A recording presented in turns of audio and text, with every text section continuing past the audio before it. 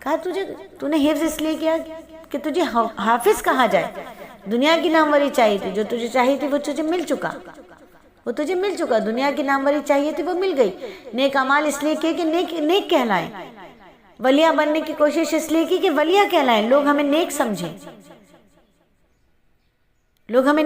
اس لیے نیک اعمال کیے. حفظ اس لیے کیا کہ لوگ ہمیں حفاظ کہیں.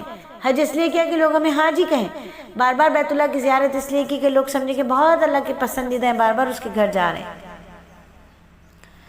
تو یہ سارے کے سارے اعمال جو دنیا کے دکھاوے کو کیے، ریاکاری کے ساتھ کیے، ناموری کے لیے کیے، وہ سب اکارت ہو گئے.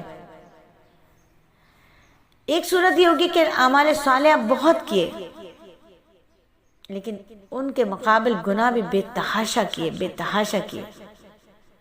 تو کیا ہوگا؟ اعمال صالحہ کا پلڑا بھاری نہیں ہوگا بلکہ ہلکا رہا، اور گناہوں کا پلڑا بھاری ہو گیا. پھر نہ کھڑی کریں گے ہم ان کے واسطے قیامت کے دن تول، یعنی ان کے اعمال بے وزن ہو گئے، ان کا وزن ہوگا ہی نہیں. جب وزن ہی نہیں ہے تو وزن کرنے کی ضرورت کیا پیش آئے گی؟ جب برائیوں کے ساتھ نیک اعمال بھی، اور نیک اعمال ان کے کفر اور شرک کی وجہ سے پہلے ہی ضائع ہو چکے ہیں، تو اب ترازو لگانے کا کیا مقصد ہے؟ کوئی مطلب ہی نہیں رہ جاتا. اس لیے ان کے لیے کیا ہوگا؟ جہنم کا حکم ہوگا. آیت کا مطلب بھی یہی ہو سکتا ہے کہ اعمال تولے جائیں گے مگر وہ بالکل بے وزن ہوں گے اور ان کا کوئی اچھا نتیجہ نہیں نکلے گا. دنیا کا وزنی، آخرت کا بے وزن. دنیا کا وزنی اور آخرت کا بے وزن.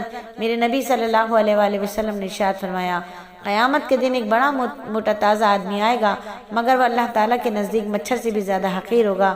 اس کے بعد آپ نے فرمایا کہ ہم یعنی قیامت کے دن ان کے